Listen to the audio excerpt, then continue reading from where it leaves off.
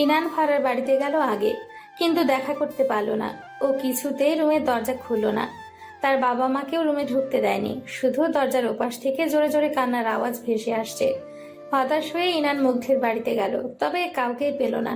শুধু পাশের বাড়ি থেকে শুনলো হসপিটালে নিয়ে গেছে। ইনান টয়াকে ফোন লাগালো, অন্তত ও তো জানবে কোন হসপিটাল। কিন্তু টয়া ফোন তুলল না। কয়েকবার কল দিল, তাও বারবার ব্যস্ত দেখাচ্ছে। ইনান দীর্ঘশ্বাস ফেলে ক্লান্ত শরীরে চলে গেল ভার্সিটিতে।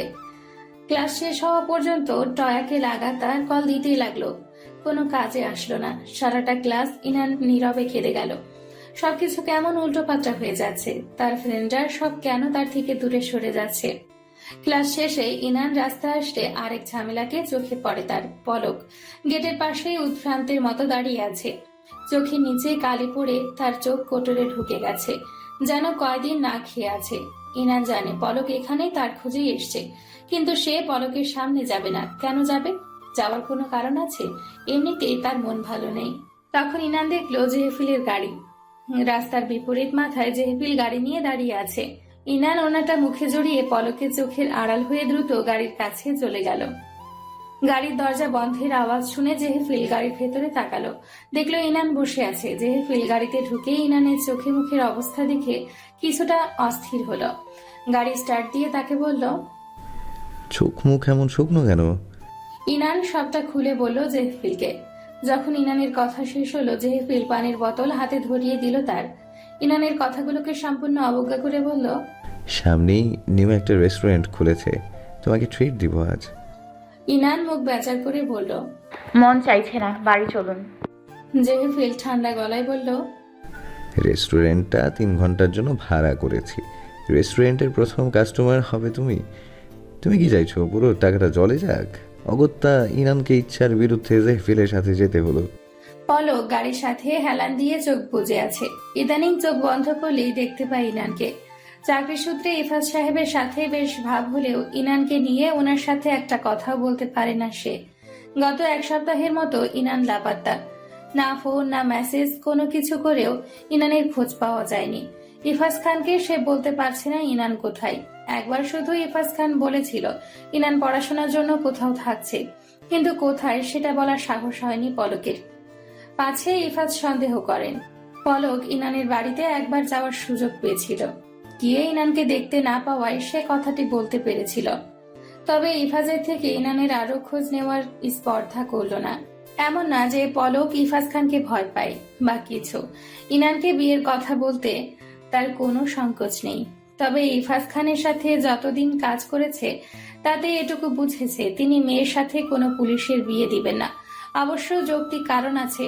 বিয়ের পরে ছেলে যদি সারাদিন ডিউটি নিয়েই পড়ে থাকে, তবে তার মেয়েকে দেখবে কখন? ইফাজ তার মেয়েকে কোনোদিন তেমন একটা সময় দিতে পারেনি তার চাকরির জন্য। এখন যদি তার স্বামীও এরকম হয়, তবে মেয়েটা সময়ের জন্য কার কাছে যাবে? পলক বুঝি ইফাজ খানের মনে কি চলে, কিন্তু সেও যে নিরুপায়। ইনান প্রথম দেখাতেই তার মনে জায়গা করে নিয়েছে। জীবনে দ্বিতীয়বারের মতো কাউকে ভালোবাসার সুযোগ পেয়েছে, আর তার সহজেই হারিয়ে যাবে, এটা কিছুতেই মেনে নিতে পারছে না সে। কোনো অজুহাতে সে ইনানের বাড়িতে যেতেও পারেনি যে ইনান কেমন আছে দেখবে। তাই লুকিয়ে লুকিয়ে কয়েকবার ইনানের বাসার রাস্তার সামনে থেকে ইনানের বেলকুনিতে চেয়ে থাকে, তাও পায় না ইনানের দেখা। বারান্দায় থাকা গাছগুলো শুকিয়ে মারা গেছে, তাও মেয়েটির খবর নেই। গত সপ্তাহের প্রতিটি দিন সে কাজের ফাঁকে এসে ইনানের ভার্সিটির সামনে দাঁড়িয়ে থাকতো, ইনানকে একটু দেখবে এই আশায়। কিন্তু সেখানেও পলককে হতাশ করে দিয়ে ইনানের দেখা পেল না। এভাবে কতক্ষণ সে ইনানকে না দেখে থাকতে পারে? ইনান কি বুঝে না? বুঝে তো, অবশ্যই বুঝে। বুঝে বলেই তো পলককে প্রতিবার ইগনোর করে। পলক শুষ্ক ঢোক গিলে আকাশের দিকে তাকায়। ইনানের ডাকা পাখির পালক ডাকটা খুব মিস করছে সে। তাকে দেখলে ইনানের ভেঙচি কাটাও মিস করছে। ইনানের চোখ, ঠোঁট, গাল, চোখের বড় বড় পাপড়ি, চুল, সব সব মিস করছে সে।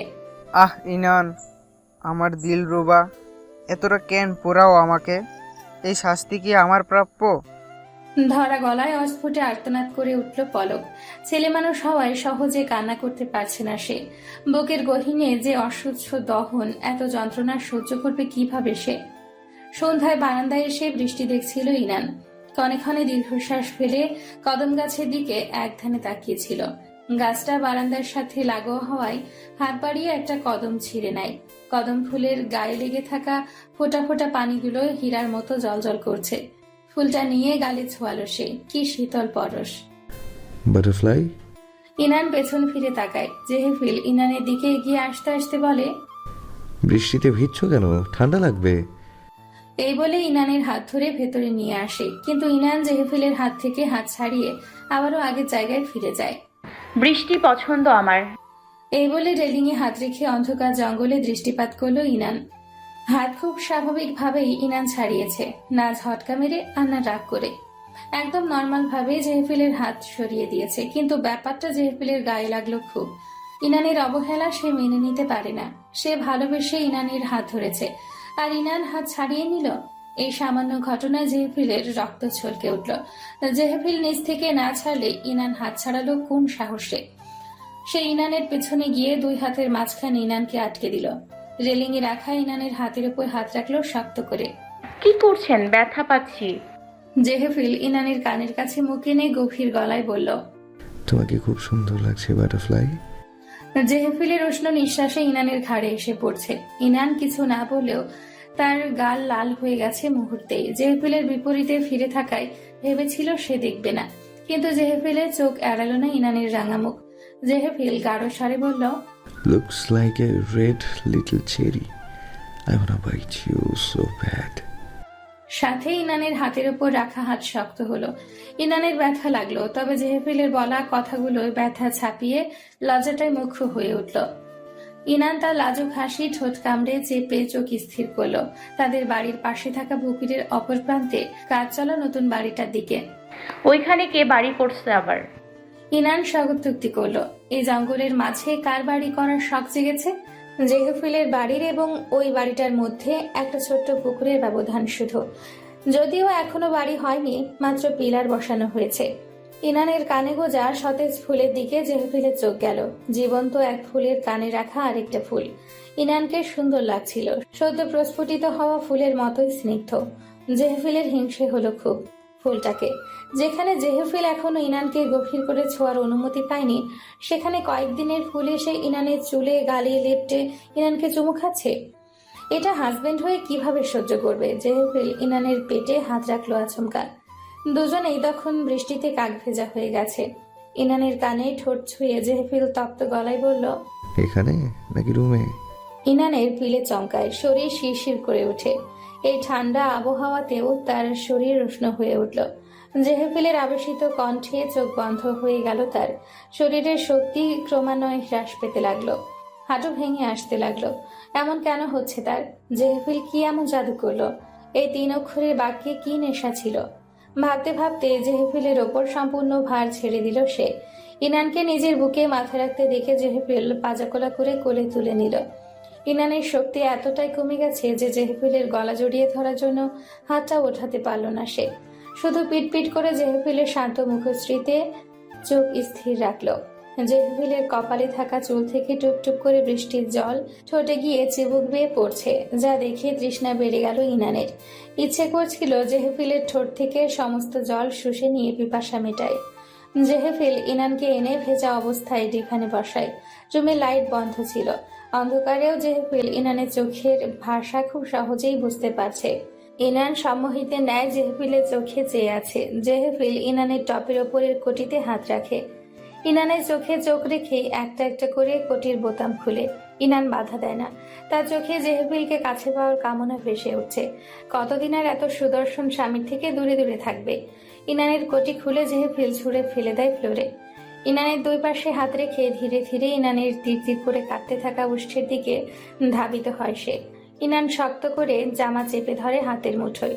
জেহেফিলকে পাওয়ার আকাঙ্ক্ষা তার তীব্র থেকে তীব্রতর হয়ে উঠছে ক্রমশই। ঘোর লাগা চোখে জেহেফিলের দিকে তাকিয়ে চোখ বুজে নেয় ইনান। অপেক্ষা করে কাঙ্ক্ষিত মুহূর্তের জন্য। কিছুক্ষণের মাঝেই কাঙ্ক্ষিত জিনিসের ছোঁয়ার বদলে নরম তুলতুলে তোয়ালের ছোঁয়া পেতে চমকে তাকায় ইনান। জেহেফিল ইনানের চুল মুছে দিচ্ছে যত্ন সহকারে। তার চোখে দুশ্চিন্তা। ইনানকে বকা দেওয়ার সুরে বলল, এই জন্যই বলেছি বৃষ্টিতে ভিজবে না। দুষ্ট মেয়ে আমার কথা শোনে না একদম। এখন তো ঠিক মতো দাঁড়াতেও পারছো না। আর যদি কোনোদিন বৃষ্টিতে ভিজেছো। ইনানকে বকতে বকতে জেহেফিল ইনানের চুল মুছে দিতে লাগলো। এদিকে জেহেফিলের কথা শুনে ইনানের ঘোর ভেঙে গেল, সাথে রাগে দুঃখে কান্না পেল। জেহেফিল এত অবুঝ কেন? সে কি বুঝেনি ইনানের কেন সব শক্তি শেষ হয়ে গিয়েছে? সে কি বুঝেনি ইনানের চোখের ভাষা? তার চোখের ভাষা কি এতটাই কঠিন? জেহেফিলের হাত থেকে তোয়ালিটা টান দিয়ে ছুঁড়ে মারল ফ্লোরে। জেহেফিলের দিকে রক্ত চক্ষু নিয়ে তাকিয়ে পা আছড়ে আছড়ে ওয়াশরুমে গিয়ে ঠাস করে দরজা বন্ধ করে দিল। অসভ্য লোকটা সারা দিন ইনানকে টিচ করবে, আর এখন ইনানের ইঙ্গিত বুঝতে পারছে না। ইনানকে চলে যেতে দেখে জেহেফিলের অধরে বাঁকা হাসি ফুটে উঠল। ফ্লোর থেকে ইনানের কোটি উঠিয়ে নাকের কাছে নিয়ে ইনানের ঘ্রাণ নিতে লাগলো। বিড়বিড় করে বলল, নিজ মুখে যেদিন আমাকে গাছে টানার কথা বলবে, সেদিনই এই জেহেফিল এহসান ধরা দেবে তোমার নিকট। একটাবার শুধু বলে দেখো বাটারফ্লাই, কোটি থেকে গভীর শ্বাস টেনে নিল জেহেফিল। শুধু একবার। তারপর দেখবে এই জেহেফিল তোমাকে প্রতিটা মুহূর্ত কিভাবে বেঁধে রাখে নিজের সাথে। প্রতিটা মুহূর্ত, অ্যান্ড ইটস এ প্রমিস। জেহেফিলকে মনে মনে বকতে বকতে ইনান ওয়াশরুম থেকে বেরোলো। ফাজিল লোক, বদলোক, বোকা লোক, গাধা। ইনানের ভান্ডারে যত যত গালি আছে সব জেহেফিলকে দিতে লাগলো। শালার শালা, এত হাদা কেন হতে হবে একটা মানুষকে? ইনান বেরোতেই তার পায়ের কাছে দেখে পিষে যাওয়া একটা কদম ফুল। দোলে মুচড়ে পিষে ভর্তা হয়ে 2-3 ভাগ হয়ে পড়ে আছে বেচারা। রুমে ফুল আসলো কিভাবে? বোধহয় তার চুল থেকে পড়ে গেছে। ইনান ফুলটা ফেলে দিয়ে রুমে আসে। জেহেফিল মুচকি হেসে ইনানের দিকে তাকিয়ে আছে। ইনানের ইচ্ছে করলো 2টা ঘুষি মেরে দেয় ওই হাসি মুখটায়। হাদার ঘরের হাদা। ইনান ফোঁস করে নিঃশ্বাস নিয়ে ড্রেসিং টেবিলের সামনে যায়। এসো, ওষুধ খেয়ে নাও। ইনান ঝাড়ি মেরে বলে, আমার কিছু হয়নি যে ঔষধ খাওয়া লাগবে। হয়নি কে বলেছে? একটু আগেই তো শরীর গরম হয়ে জ্বর এসে গিয়েছিল। ওরে মাথা মোটা, ওটা শরীরের জ্বরে না, মনের জ্বরে শরীর গরম হয়েছিল। ইনান মনে মনেই বলল, মুখে বলল, ঔষধ খেতে ইচ্ছে করছে না, কিছু বানিয়ে খাওয়ান। কি খাবে? জেহেফিলকে শায়েস্তা করার জন্য ইনানের যা যা খাবারের নাম মাথায় আসলো সব বলে দিল। চিকেন ফ্রাই, চিংড়ি ভর্তা, চিংড়ির কাটলেট, মার্শমেলো, খিচুড়ি, হট কফি, পাস্তা, ছানার সন্দেশ। ইনান থামলো। আর কিছু? জেহেফিলের স্বাভাবিক গলা, না, আপাতত এগুলোই, আর সবগুলো হোমমেড হতে হবে। ইনান আদেশের সুরে বলল। সে ভেবেছিল জেহেফিল হয়তো প্রশ্ন করবে এই অসময়ে এত কিছু কেন খাবে। এসব তো বললই না, বরং সম্মান জানানোর ভঙ্গিতে মাথা নিচু করে বলল, জো হুকুম মাই প্রিন্সেস। এই বলে জেহেফিল চলে গেল। ইনান মনে মনে ভাবলো লোকটা কি সত্যিই এসব বানাবে নাকি। যাই হোক, এটা জেহেফিলের শাস্তি ইনানকে বুঝতে না পারার। 1.5 সপ্তাহের মতো ইনানের সাথে থাকছে, আর সে ইনানকে বুঝতে পারলো না। এবার ঠালা সামলাও। ইনান বই নিয়ে বসে পড়লো। আপাতত বইয়ের মাঝে ডুব দেওয়া যাক। তার মধ্যে টয়ার সাথে ফোনে কথা হলো একবার। টয়ার শুধু রোবটের মতো বলল মুগ্ধ ভালো আছে, শুধু কথা বলতে একটু সমস্যা হচ্ছে, আর ফারার রুমের দরজা এখনো বন্ধ। ব্যাস, এই খবর দিয়ে টয়া ফোন কেটে দিল। ইনান দীর্ঘশ্বাস ফেলে বাবার সাথে কথা বলে ফোন অফ করে রেখে দিল। কিচেন থেকে রান্নার আওয়াজ শোনা যাচ্ছে শুধু। বই পড়তে পড়তে কখন রাত 11টা বেজে গেল খেয়াল নেই ইনানের। কিছু একটার আওয়াজে বই থেকে মুখ তুলে তখন জেহেফিলের কথা মনে পড়ল তার। এখন কি করছে দেখার উদ্দেশ্যে দরজা ফাঁকা করে উকি দিল। কই জেহেফিল? কোথাও তো নেই। ইনান দরজা খুলে ডাইনিং এ আসতে দেখলো টেবিলের উপরে সব খাবার সাজানো, শুধু চিংড়ির আইটেমগুলো ছাড়া। বিস্ময়ে ইনানের মুখ হাঁ হয়ে গেল। জেহেফিল এসব বানিয়েছে বিনা বাক্য ব্যয়ে। টেবিলের উপর হলুদ রঙের একটা চিরকুট পাওয়া গেল, তাতে লেখা বাজারে যাচ্ছি চিংড়ি আনতে। হট কফি খেয়ে ফেলো, ঠান্ডা হয়ে যাবে। ইনান মাথায় হাত দিয়ে বসে পড়ল। লোকটা কি পাগল? এই রাত 11টায় চিংড়ি আনতে যাচ্ছে? বাইরে এখন অঝোর ধারায় বৃষ্টি পড়ছে। এই ঝড়ের মধ্যে জেহেফিল বেরিয়ে পড়ল। ইনানকে একবার জানানো গেল না? জানলে তো ইনান জেহেফিলকে বেরোতেই দিত না। জেহেফিলকে ফোন দিল সে। ফোন বেজে উঠল ড্রয়িং রুমের কাগজে। মোবাইল রেখে গেছে সে। ইনান হতাশ ভঙ্গিতে মাথা পেছনে এলিয়ে দিল। ও গড, এই পাগল লোকটাকে আমার কপালে রাখলে কেন? জেহেফিলের টেনশন করতে করতে ইনান টেবিলের উপর মাথা দিয়ে ঘুমিয়ে পড়ল। গরম তেলে ছলকে ওঠার আওয়াজে ইনানের ঘুম ভাঙে। ধড়ফড় করে উঠে জেহেফিলের খোঁজে। ঘড়িতে তখন রাত 2টা। দেখতে পাই কিচেনে অ্যাপ্রন পরে জেহেফিল তেলের মধ্যে চিংড়ির কাটলেট ছাড়ছে। ইনান হন্তদন্ত হয়ে জেহেফিলের কাছে যায়, চেঁচিয়ে উঠে বলে, মাথা কি হাফ নষ্ট নাকি ফুল নষ্ট হয়েছে? এই ঝড়ের মধ্যে বেরিয়ে গেলেন কেন? যাওয়ার আগে একবার বলা যেত না আমাকে? বাজে লোক, খালি আমাকে টেনশন দেয়া। জেহেফিল ইনানের দিকে ফিরে ঠোঁট চোখা করে চুমু ছুড়ে দিল। এই অসময়ে জেহেফিলের মজা করাটা ইনানের রাগ বাড়িয়ে দিল। জেহেফিলের হাত থেকে খুন্তি কেড়ে নিতে চাইল সে। রাখুন রান্না বান্না, আর শেফ সাজা লাগবে না। আরে আরে, এটাই বাকি। Baby wait. জেহেফিল খুন্তি না দিয়ে তেল থেকে কাটলেট উঠিয়ে বাটিতে রাখলো। ইনানকে এক হাতে জড়িয়ে বাটি নিয়ে টেবিলে আসলো। ইনানকে চেয়ারে বসিয়ে সে টেবিলে এবং রুমের চারিধারে কতগুলো মোম জ্বালিয়ে লাইট নিভিয়ে দিল। নরম আলোয় ছেয়ে গেল রুম। পাশে চেয়ার টেনে ইনানের পাশে এসে বসলো জেহেফিল। সাথে আনা কতগুলো গোলাপ টেবিলের উপর ফুলদানিতে রাখলো। এখন একদম ডিনার ডেটের মতো লাগছে পুরোটা। নাও, তোমার পছন্দের সব বানানো শেষ, কোনটা খাবে? ইনান হিতাহিত জ্ঞান হারিয়েছে। জেহেফিলের থেকে নিজের উপর বেশি রাগ লাগছে। জেহেফিল ক্লান্ত চেহারাতেও কি সুন্দর হাসি ফুটিয়ে রেখেছে। সব তার জন্য। সে কেন জেহেফিলকে এই রাতের মধ্যে শাস্তি দিতে গেল? আর জেহেফিল কেন সব মাথা পেতে নিল? কেন বাধা দিল না? এসব ভেবেই ইনান হুট করে জেহেফিলকে জড়িয়ে ধরে কেঁদে ফেলল। বাটারফ্লাই, কাঁদছো কেন? রান্না পছন্দ হয়নি? ইনান কাঁদতে কাঁদতে জবাব দিল, আপনি খুব খারাপ জেফিল। চিংড়ি মাছ নেই বলে বাজার থেকে আনতে কে বলেছে? বৃষ্টির মধ্যে কেন বেরিয়ে গেলেন? গেলেন তো গেলেন, মোবাইল নেননি কেন? জেহেফিল ইনানের মুখ সামনে নিয়ে এসে চোখে জল আঙ্গুল দিয়ে মুছে বলে, মোবাইল নিলে তো তুমি আবার আদেশ করতে ফিরে আসার। তখন তো তোমার আদেশ ফেলে দিতে পারতাম না। আবার তোমার জন্য চিংড়ি ভর্তা কাটলেটও বানাতে পারতাম না, তাই নেইনি। ইনান হেঁচকি তুলতে তুলতে বলল, আপনি একটা পাগল। তোমার জন্যই তো। জেহেফিল ইনানের নাক টেনে বলল, এবার বলো কোনটা খাবে, কোনটা আগে সার্ভ করব প্রিন্সেস? জেহেফিল নরম সুরে বলল। ইনান টেবিলের দিকে তাকালো। সবকিছু সুন্দর করে সাজানো। সেই সন্ধে থেকে জেহেফিল এত কষ্ট করে এসব বানিয়েছে শুধু তার জন্য। ভাবতেই ইনানের কান্না দ্বিগুণ হলো। সাথে জেহেফিলের প্রতি সম্মান আর ভালো লাগাও দ্বিগুণ বেড়ে গেল। জেহেফিলের বানানো সবগুলো আইটেম ইনান খেলো। সাথে জেহেফিলকেও খাওয়ালো নিজ হাতে। ইনান খাইয়ে দেওয়ার সময় জেহেফিল বলল, আমাকে কেউ কোনোদিনও হাতে তুলে খাইয়ে দেয়নি বাটারফ্লাই। ইনানের কষ্ট লাগলো অনেক। কান্না আটকে বলল, আপনার সাথে আর কি কি করা হয়নি বলুন তো? সব আমি করার চেষ্টা করব। জেহেফিল মৃদু হেসে বলল। কেউ কখনো মাথায় হাত বুলিয়ে দেয়নি। সাথে সাথে ইনান জেহেফিলের মসৃণ চুলে হাত বুলিয়ে দিল। কেউ কখনো আমার অসুস্থতায় কাছে আসেনি। এখন থেকে আমি থাকবো। কেউ কখনো আমার সাথে মুভি দেখেনি। এখন থেকে আমি দেখব। কেউ কখনো পাশে থাকেনি। আমি থাকবো। জেহেফিল ইনানের কানের কাছে মুখ এগিয়ে এনে ফিসফিস করে বলল। আমাকে কেউ কখনো ভালোবাসেনি। মোমের ক্ষীণ আলোয় জেহেফিলের হলুদ আফাযুক্ত ধূসর চোখে চোখ রেখে মোহগ্রস্তের ন্যায় ইনান বলল, আমি বাসিত। ইনানের জবাবে জেহেফিল প্রশান্তির হাসি হাসল। আর ইনান নিজের জবাব কানে যেতে কিংকর্তব্য বিমূঢ় হয়ে গেল। সে নিজ থেকে কনফেস করেছে, জেহেফিলের নিকট কনফেস করেছে। চোখ বড় বড় হয়ে হতবাক জেহেফিলের দিকে চেয়ে থাকলো ইনান। টনক নড়তে হন্তদন্ত হয়ে উঠে দাঁড়ালো। লজ্জায় ইনান কথা বলতেই ভুলে গেল। দৌড়ে নিজের রুমে এসে দরজা আটকে বুকে হাত দিয়ে বসে পড়ল। কিভাবে কি হলো? সে কিভাবে নিজ থেকে জেহেফিলের নিকট কনফেস করলো? ইনান কান চেপে বসে রইল। নিজের কথাটা বারবার কানে বাজছে, আমি বাসিত। সে কখনো জেহেফিলকে ভালো লাগার কথা মনে আনেনি, অথচ জেহেফিল কি সুন্দর ইনানের মুখ থেকে ভালোবাসার কথাটা কৌশলে বের করে নিল। ইনান বুকে হাত দিয়ে ফ্লোরে শুয়ে পড়ল। মুখ ধুকপুক করছে, যেন হার্ট বুক চিরে বেরিয়ে আসবে। কিভাবে এত কিছু হয়ে গেল? কিভাবে মনের ভেতর জেহেফিল বসবাস করা আরম্ভ করলো। ইনান লাজুক হাসতে হাসতে ফ্লোরে গড়াগড়ি খেতে লাগলো।